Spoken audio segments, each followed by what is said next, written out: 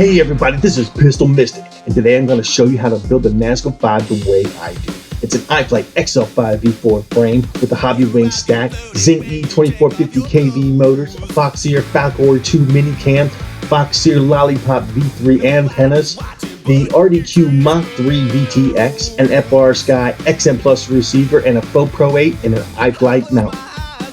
The first thing we're going to do is get the bottom half of the frame assembled. So I'm going to lay out the carbon fiber and get the screws sorted. That's going to make it a lot easier to follow the instructions.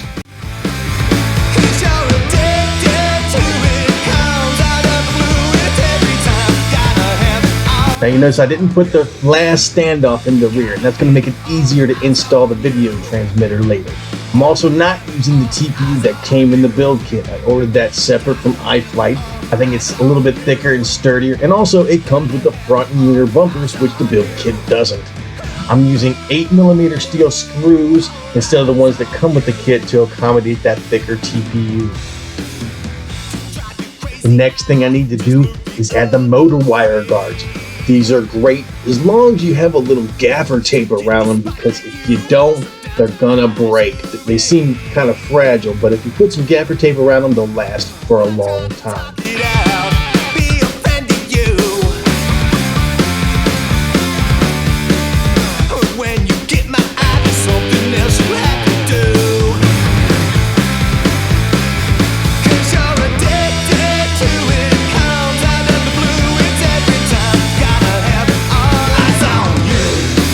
Here I am putting the zip tie for the arm guard in, but you see me putting it in the opposite direction that I usually like. I actually replaced this zip tie after I shot this, because with the zip tie where it is now on the inside of the X, whenever I pick up the quad to change the battery, I would get stabbed in the hand. So it's just a convenience thing.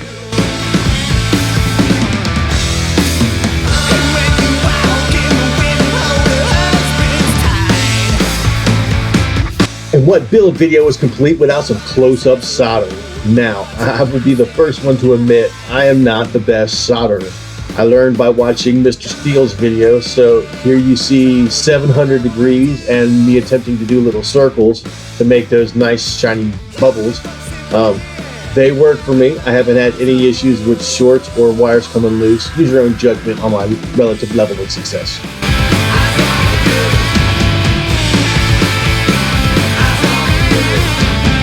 I always wrap my XT60 connector in some gaffer tape to protect it in crashes, because that battery moves around. It can pull that connector down into the line of some bent props. So just wrap it up for protection.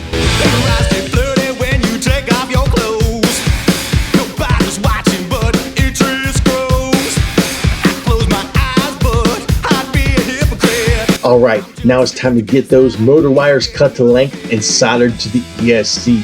I like to wrap them around the inside of the standoffs and solder from the inside. Yes, it's a pain in the butt when you gotta change a motor, but it's worth it.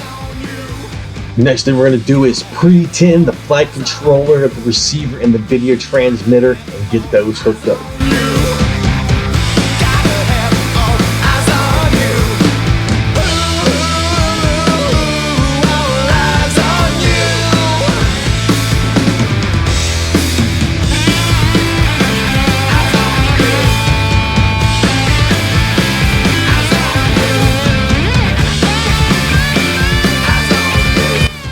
Alright, it's the first moment of truth.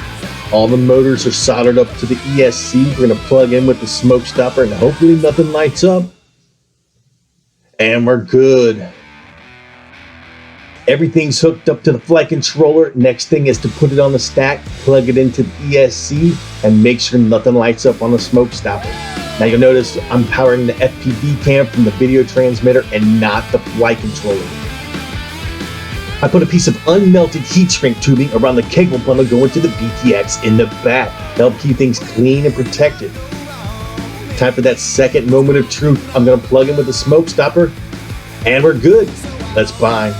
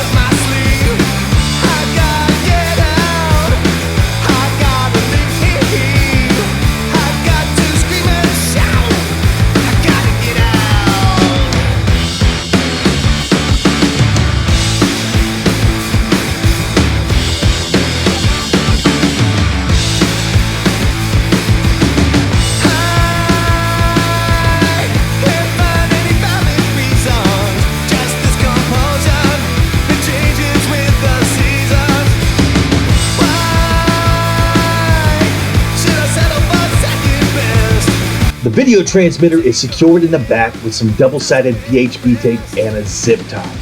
Now, I like to keep my power leads long so that if the battery moves in a crash, it has some wiggle room. So what I'm going to do is I'm going to zip tie that to the standoff here in the back. But I'm also going to add 2 more zip ties on the other standoff around the side.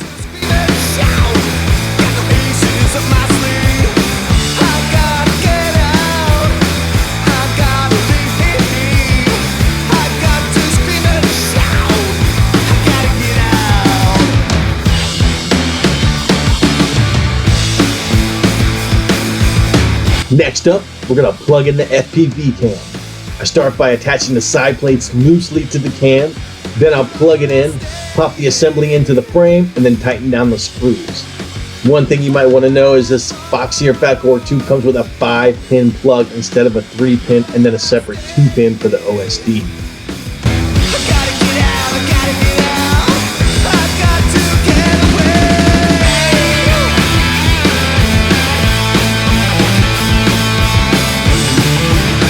I'm happy with the FPV feeds, and now I'm checking the motor spin direction. Never take for granted which way the motors are going to spin, even if you wire it up the same way every time. iFlight props out, so I'm going to have to reverse those front 2 motors, numbers 2 and 4. Next thing I'm going to do is protect the antenna wires with a zip tie between the 2 rear standoffs. And what that zip tie does is prevent the antenna tooth from getting pushed all the way in during a crash and ripping the wires away from the receiver. I also like to put some VHB tape around where the SMA cable comes out of the VTX just to act as a bumper. And I'll secure the SMA cable to the rear standoff with another zip tie. That way, if you crash hard enough to deflect the antenna TPU, the SMA cable is going to rip above the VTX and you won't have to replace it.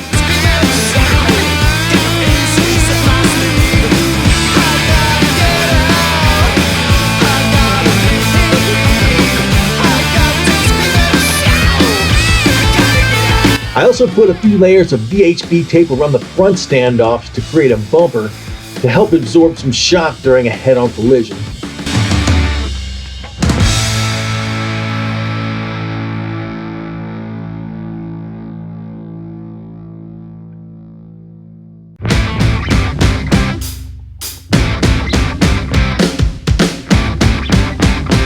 The top plate is secured with 8 screws, and for the back 4, I'm using the 6mm screws that came with the build kit. But for the front 4, I'm using 8mm screws with washers to secure the GoPro mount.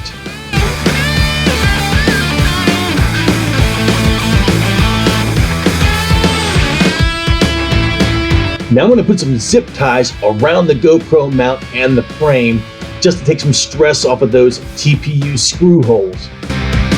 My girl wants me a smile. I'm happy but green just in my style. Once I got my up tilt where I want it, I'll put a zip tie around the entire GoPro and the frame just to keep it from rocking side to side and have it super locked in with the frame. And there you have it, your very own pistol Nazgul. 738 grams all up weight with Talon NFG 1550s, beta flight settings with my PIDs and rates, and yes, those are out of the box PIDs, and no, it doesn't need tuning, it flies great the way it is. But since this build went on into the night, I didn't get to do a hover test until the next day.